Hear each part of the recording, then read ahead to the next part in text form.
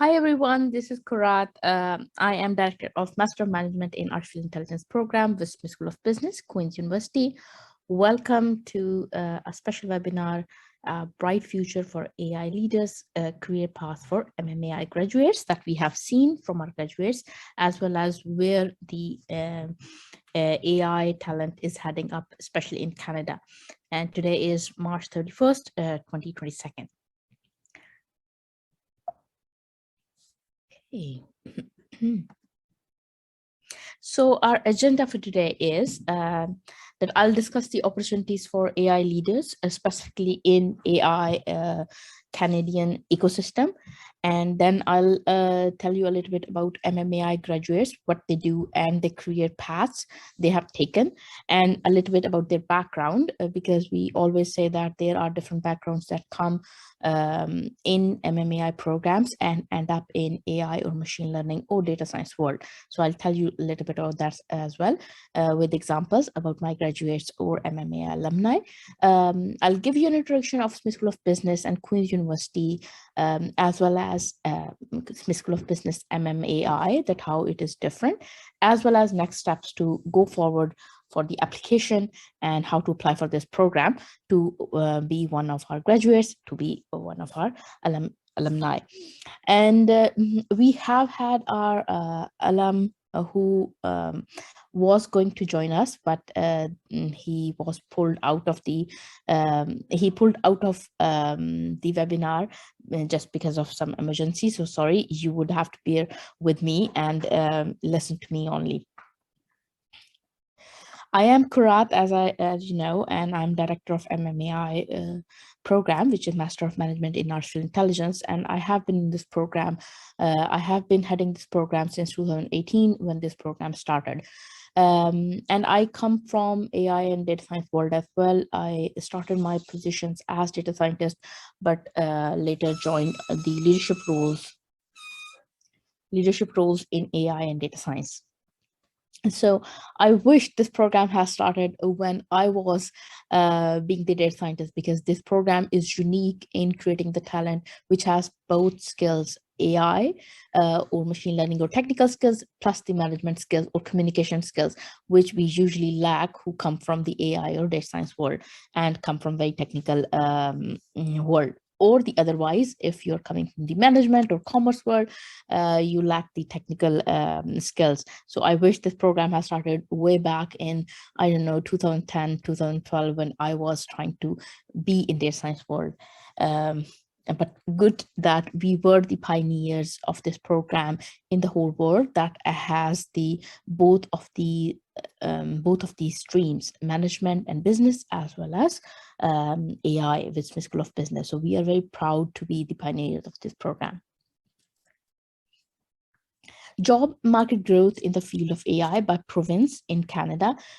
So Ontario is the main hub of the AI growth. It is all about the different AI, either the AI startups or the bigger companies that have started their AI research labs here in Toronto, or the push of AI and data science within the companies. For example, different banks, insurance companies. So Ontario, specifically Toronto has been the hub, but there are some other smaller hubs as well, like Waterloo, as well as bit here and there.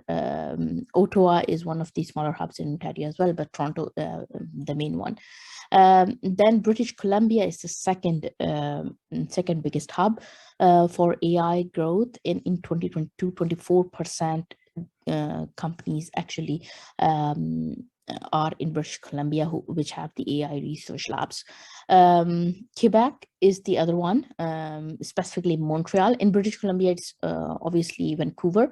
And then there are other provinces which have the smaller AI growth than these three big provinces. So why this AI boom actually started? It was due to Canadian AI strategy. So what happened in that 2017, the government of Canada earmarked $443 million for the advancement of AI strategy over 10 years. And I think it was $200 million just within first 5 years, so 2017 to 2021. The strategy objectives were as to increase the number of outstanding AI researchers and skilled graduate in Canada. So that's why the different programs actually started as well afterwards, or different research areas in different programs started in AI afterwards, due to this AI strategy. The other objective was to establish interconnected nodes of scientific excellence in Canada in three major centers for AI. In Toronto, Montreal, and Edmonton, which is Alberta, strangely enough, not Vancouver. And to develop the global thought leadership on the economic, ethical, policy, and legal implication of advances in AI, which is very, very important. I'll tell you why. And to support our national research community in AI. So this program actually started right after when this pan-Canadian AI strategy was declared. So a very good initiative on behalf of this, because there was a lot of demand for AI or data science or machine learning, especially in the leadership roles, just because the new AI strategy was being there. Every company was trying to push towards AI and machine learning, and we needed the more talent in leadership first. So you might be thinking that what happened to that strategy and how COVID actually impacted and the jobs or job market. So interestingly enough, the global pandemic, of course, has negatively impacted the Canadian job market. It has negatively impacted all the job markets in overall the world. And we have seen that since February 2019, when the pandemic hit and there was a rule to work from home, non-STEM occupations actually went down by 3.2%. But strangely enough, just because we were working from remote, then people thought that, actually work can be done remotely as well. And the companies needed these smart technologies, AI based technologies or analytic based technologies, or upgrading their infrastructure. So AI employment actually rose 1.7% in the same time frame. So not only that it is a booming field, it actually has increased since the pandemic as well. So there is a lot of demand for AI talent in Canada, whether it's pandemic or not. And Canada actually excels at producing and attracting machine learning and AI talent, as well as the data engineers and scientists. When talented individuals choose to build their career in Canada, they are choosing to be the part of vibrant ecosystem of startups, enterprises, research institutions, and investors. So about the AI Canadian ecosystem at a glance in 2019, we knew that Toronto is the main hub, and then there were Montreal, Vancouver, Ottawa, and Waterloo were also small hubs as well. It should have been updated. I don't have the updated ecosystem picture, but it is the picture from 2019, which has some of the great names. I would tell you that after that, 2019 and 2018, which companies have started their AI centers here. So Canadian ecosystem includes more than 800 AI companies and 670 startups. So 800 and 670. So even if there are like 5 people needed for each company, there are a lot of need of talent, and we don't have enough programs to actually produce that talent in AI or data science. So whenever you graduate, and that's why we have seen that our graduates not only get the offers right after their graduation, but also some of the graduates actually get the offers of the AI and data science position when they are in the program, when they are in the middle of the program, or when they have just they are going to finish their program, they get the offers. So and about this 800 AI companies and 600 AI startups, there are pure play AI firms which actually have just the AI. Ontario has 361 companies that actually only work in AI. Quebec, especially Montreal, has 131. Then Vancouver in British Columbia has 103. And Alberta is starting to flourish in AI with 49 pure play AI firms as well. It doesn't mean that they don't have the AI demand. It's just that they are just starting, and pure play AI firms are actually just in the research of AI or data science. So Alberta is not in one of the biggest players in AI, pure play AI firms, but there are AI demand. There is AI demand in different companies which are starting their AI strategy, of course. And many international firms and tech giants have chosen Canada to establish new AI research, just because the Canadian organizations and wealthy individuals have also prioritized talent by creating attractive workspaces across Canada as well. So Mila is one of the research firm in AI, specifically in AI, one of the biggest in the world, said that and Canada, and their CEO, Valerie, said that Canada's AI strategy is a critical piece within the ecosystem. Right, the $443 million is the strategy that how to expand the AI talent within Canada is a critical piece within the ecosystem. It was the initial building block allowing us to retain and recruit world-renowned AI talent. Actually, the Canada has 108 of the biggest names or the biggest brains of AI in Canada who are working after this Canada's AI strategy. So it is a big achievement for Canada. For example, Jeff Hinton is there. Jeff Hinton is here, who is the father of deep learning. So I would say this has been the pivot point for AI talent. And then there are different big firms that have started their AI hubs here. For example, Facebook has the AI lab, which actually focuses on multidisciplinary AI research. Google DeepMind has Montreal and Edmonton offices. Google Brain has started in Toronto. Microsoft Research is in Montreal, which focuses just on deep learning. Then there are Ericsson and Fuji that actually work in AI products and services and innovative R&D work. NVIDIA is in Toronto. Samsung Advanced Institute of Technology is in Toronto, which focuses on AI processors. LG, Huawei, HSBC Bank has the Global Data and Innovation Lab here in Toronto. We started in 2019. Then TD Bank and Layer 6 have the machine learning lab for the financial services and banking in Toronto. Thales group of Center of Research and Technology in Artificial Intelligence expertise is based in Montreal, which focuses on multidisciplinary AI research. Also, I don't know if you know that Etsy actually started their AI machine learning center for excellence in Toronto.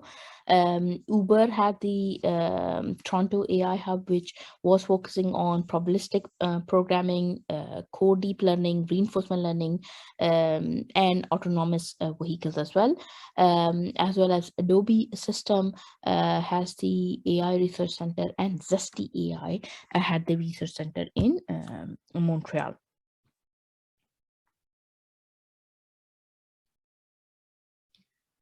So our career paths for our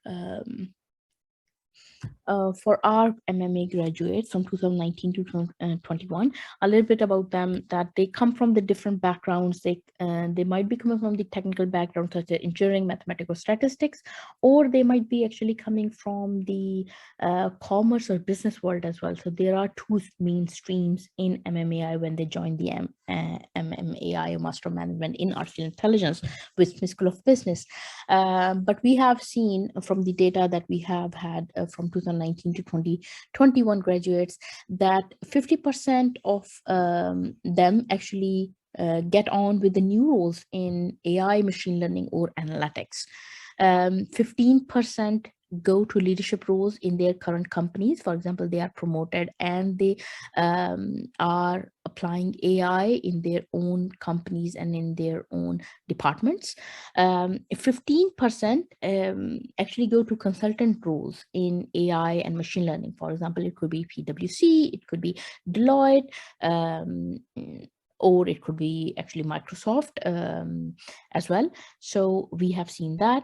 And 10% go into hybrid roles. For example, they are already the SMEs of their area, and they just add the AI in their resume or in their stack of talent. And 1 or 2% go to different parts of the world as well, joining different AI ventures. We have seen people go to US, we have seen people go to China, and we have seen people go to Europe as well. About these roles, 32% usually get the leadership roles in data science and machine learning teams. 8% get, and leadership roles, I mean that it could be director, VP, SVP, as well as we have head of AI product as well, or chief product officer as well. So those are the leadership roles.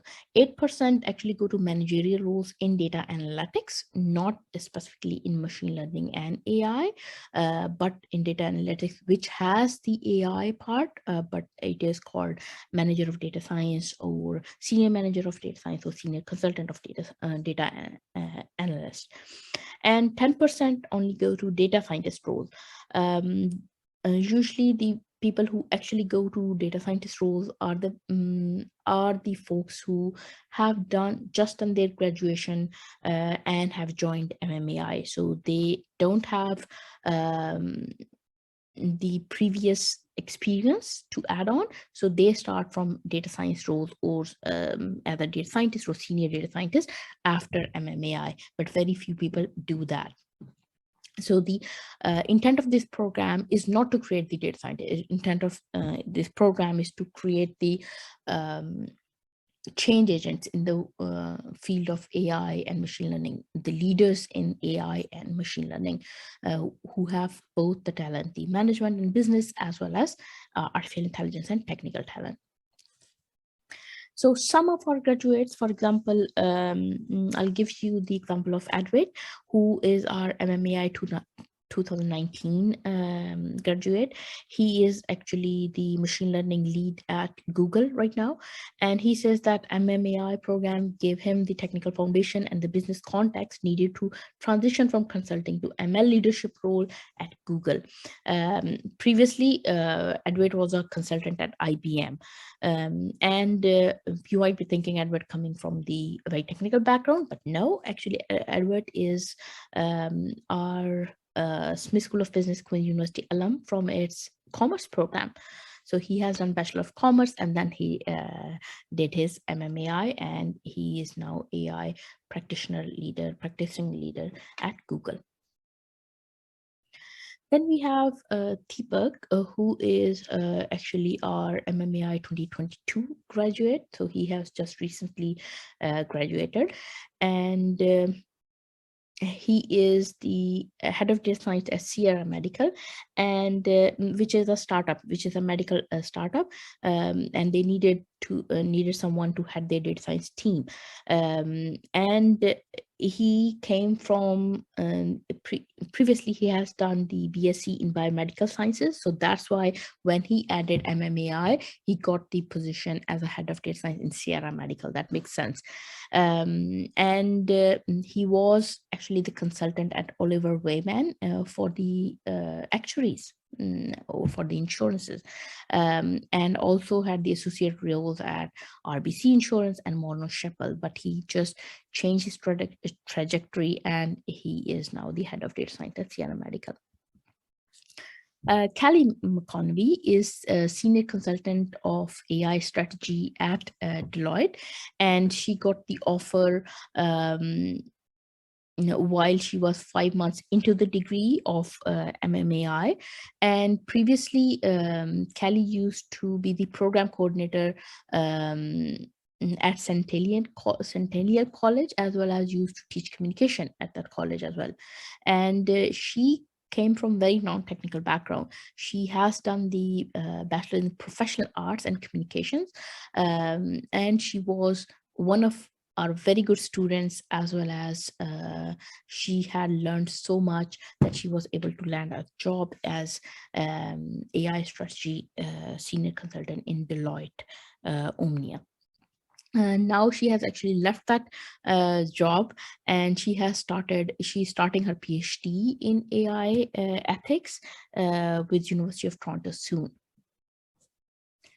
Dai is also one of our 2019 alum, and she is the director of Enterprise Delivery Framework Office of the Chief Technology Officer at Scotiabank. So she says that she leveraged her learning to develop AI and machine learning proof of concept for her workplace. After my MMAI journey, I became director of a new department in Scotiabank focusing more on AI strategy. So she used to be, when she joined the program, she used to be senior manager of process and methodology at Scotiabank, and she has the educational background of engineering in computer science from back in China and Hoi University. And Amanda is another example. She is actually the principal of data analytics and AI team at Slalom. And she used to be the manager of data analytics with Rand Worldwide. And she has done Bachelor of Arts in Psychology and minor in mathematics from University of Waterloo. So another example that even if you're coming from the different background, it doesn't mean that you cannot get the job in AI or data science. There is a lot of demand for this talent, and usually our graduates end up in leadership roles afterwards. Now, a little bit about MMAI and Smith School of Business. Smith School of Business is actually part of Queen's University, of course, and it is mainly in Kingston, which is a small city in Ontario. But we do have the Toronto campus, and this MMAI program is actually based out of Toronto, just because there is a more demand of AI in this city. And you see on the right side of the screen that it is our Toronto campus, which is right in the downtown, and on the left side is actually the Kingston University, or our campus in Kingston. So Vector Institute actually people always ask that all the alumni actually get into the machine learning roles or in the analytics roles, but there are different where are the employment opportunities for MMAI graduates. So sector of employments from 2019 to 2020, based on the alumni of Vector recognized AI programs, including MMAI of Smith School of Business, we have seen 30% actually go into financial services. So financial services like banks have been the have been the highest recruiter of AI talent within Canada. And then 25%, 21% actually go into technology sector, 14.6%, which is an impressive number given that it is in health. And then there are different other sectors, for example, telecom, professional services, education, retail, infrastructure, and public admin, where different alumni from our program go. And why? Because AI is actually here, and AI is here to stay. It's not going anywhere.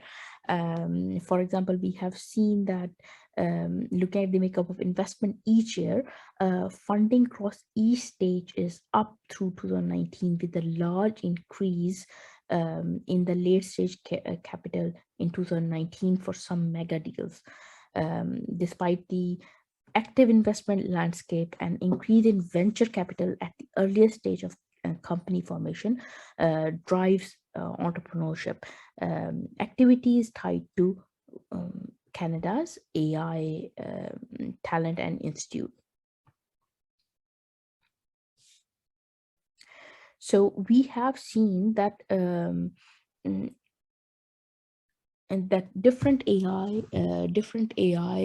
companies actually invest in Canada just because there is so much talent, and there could be so much job opportunities here. So many other companies from other countries actually invest in our venture as our venture capitalists for AI startups, or for pushing the AI innovations in different established companies as well. So that's why a little bit about Master of Management in AI. That's why our program is so crucial and pivotal right now. It is a professional degree program, and you can do it in 12 months without leaving your job. It is focused on developing leaders who will affect change and impact business challenges by applying AI concepts. I told you that you can do it while you are working full time. So just because it is arranged like that, that section A, the classes would be either on Mondays or Tuesday evenings after your work, 5:30 to 9:30 p.m. And alternative Saturdays or alternative Sundays from 8:30 to 5:30 p.m. And this year, the program would be in person actually. So after work, you would have to travel to downtown Toronto campus to take the classes from 5:30 to 9:30 p.m. from either on Mondays or Tuesdays, depending on your section. And business functions in why this program? Because every business function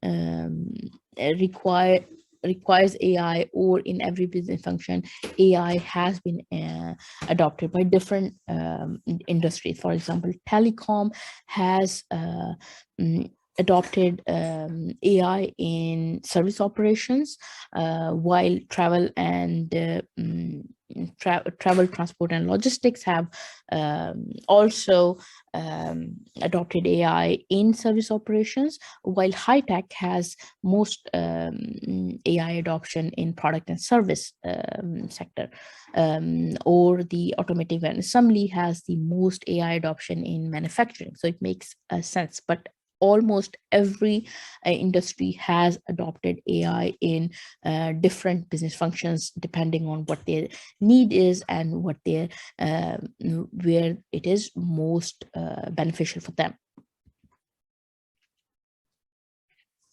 And the AI adoption spectrum is that you try to explore different potential applications and approaches, and then you try to initiate the first proof of concept, and then you implement it, and after the proof of concept, it should go into production. Otherwise, it is of no use. So operationalize it, as well as advance the AI code to the business as a major driver of revenue for any business company. So that's why the leaders in AI are much, much needed as compared to just the data scientist or just the base talent. So that's why our program is unique, which is here to create the leaders in AI, because there is so much to do in AI leadership. Our program is a team-based program. So students will be assigned to a team of 6 to 8 people throughout the program. A dedicated professional team coach is assigned to every team. We will try to develop the ability to communicate across diverse background, because teams are very diverse. You would gain the leadership skills, and you will learn the essential of maintaining high performance teams. And nearly 50% of all our assessments will be from team assignments and presentations. Our curriculum is very practical, focused on practical applications as well as theory. So you would extensively cover the fundamental mathematical and statistical theories and methods, as well as AI fundamentals, but with a practitioner focus, that how it actually works in the real world. So that's why we have our partner companies, which give us the real data to work on different models and different AI and machine learning algorithms, so that you know that is it applicable in the real world. It's not just theory, it's not just research, it is more on the practitioner. It is more from the practitioner view. We are very proud of our outstanding faculty. Our faculty, most of them are award winning in their own respective areas of research. For example, Dr. Aswath Murray, who would be teaching you leading change, is one of the award-winning professors in entrepreneurship and AI innovation and change. Then Dr. Steve would be teaching you machine learning and AI techniques, as well as NLP. His area of research is NLP. He is one of the big names in NLP research. Dr. Tina Dasin is one of the biggest name in AI ethics, and Tracy Jenkins is also one of the names in AI project management. Then we have different industry connections and practitioners who would be teaching you. They are all mostly PhDs, and they excel in their real world talent or work, as well as their academia. For example, Ofer, who used to be chief AI officer at Deloitte, then he went as chief AI officer at Loblaws, and now he is at Untethered AI, would be teaching deep learning. He is one of the smartest people in deep learning, and his research was focused on deep learning as well. Rodolfo Rivas would be teaching you mathematics for AI, and he actually is one of the MMA alum from our sister program, Master of Management in Analytics program. Gary Kearns, who used to be actually at MasterCard as the EVP of data analytics, and now he has been the president and CEO of Growth Analytics. He would be teaching you AI innovation entrepreneurship, and he is an entrepreneur as well. And Mark Schaefer would be the guest lecturer, and he is the senior VP of Decision Science and Integration at Walt Disney Company. What a fun company to work with. About a little bit about our data, that 95% of our 2019 class received offer within 6 months during or after graduation. So this data remains almost the same. We have seen it remain the same for 2020 and 2021. We don't have the 2022 yet. And average starting package was 162K, and it includes all base salary, signing bonus, and other granted compensation. But the salary increase was from $52,000 to $120,000, depending on where your base salary is. We are very proud of our Career Advancement Center that gives you a one-to-one coaching, that have the career workshops. They have self-directed tutorials to land the job of your dreams after or during MMAI. So they prepare you for the mock interviews, for negotiation, and they have specific networking and hiring events that they arrange with our different partners. Our application advisor is Ryan there. We have our application advisor Ryan on the call, who would tell you that how he helps to complete a preliminary assessment. Ryan, over to you. Sounds good. So for the application process, what we're looking for is an undergraduate degree. Typically, we do want to see it in math, statistics, business, commerce, computer science, economics, but we're open to any subject as long as you do have a mathematics or a statistics course that covers linear regression. So we're looking for that kind of quantitative course, and we want to see a strong grade in that course. We are looking for relevant work experience, ideally 2 years, but we will consider applicants who are exceptional that have less than that. In regards to the GMAT, it is not a requirement for this course, so you do not need to write it. If you've already written it and done well, we'd love to see your score, but we will not ask for it. Programming languages, if you have some kind of history of working with Python, R, Spark, we'd love to see that. That definitely strengthens your profile, but it's not necessary. And so those are, ideally that's what we're looking for overall. And then if you decide that you do seem like a good fit, if you want to move forward for a preliminary assessment, we would need your unofficial transcripts.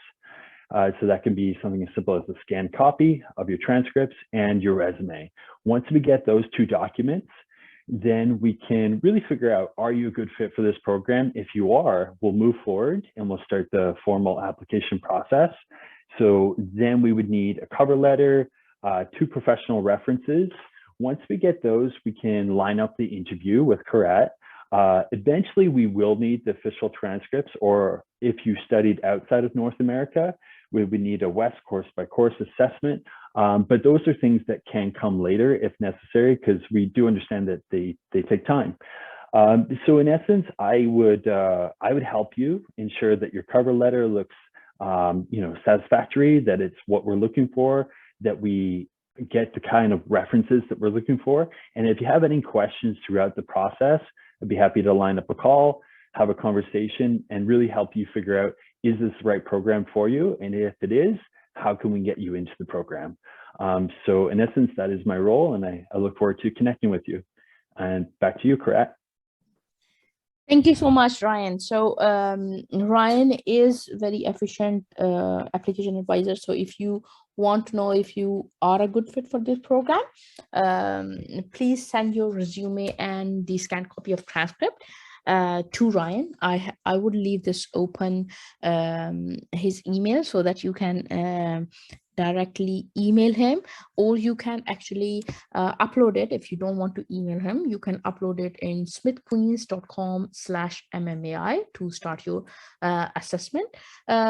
Jacob is asking that do you still accept candidates for 2022 August semester? So Jacob, right now, yes, there are no cutoff dates as such, but if you are an international student, I would say that this is the time, because otherwise it would be too late for the visa. If you are a domestic student, are actually seats get filled up, so sooner the better, but we still are accepting a 2022 August start application as well. Per the classes schedule, if the international candidate get visa, student visa, shall they apply to do part-time job in Canada legally, or can school offer more than optional courses for student elective? So there are no optional elective courses, yes, the international students usually get the part-time work, either in AI or data science or out of this field, just to make the ends meet, start. But our students actually get the postgraduate work visa right after their graduation and get the jobs most often than not. Yes, Naish, this session is recorded, and you would get the recording afterwards. We would make sure that it is emailed to everyone.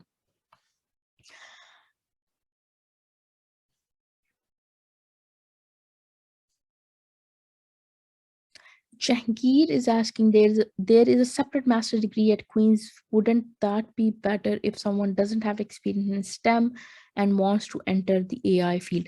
Mm, I am not sure, Jahangir, which master's degree are you referring to? There are two. One is from Swiss School of Business, which is called the Master of Management in Analytics. This is more on the analytics, data analytics rather than AI. And the other is actually from Queen's University, our computer science department, which is Master of Computer Science focused on AI, where no one can get the admission without the STEM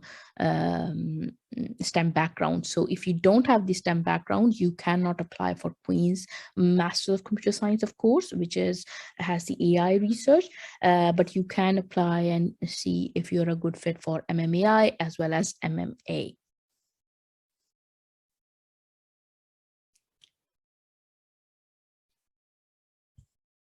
Let me check the queue.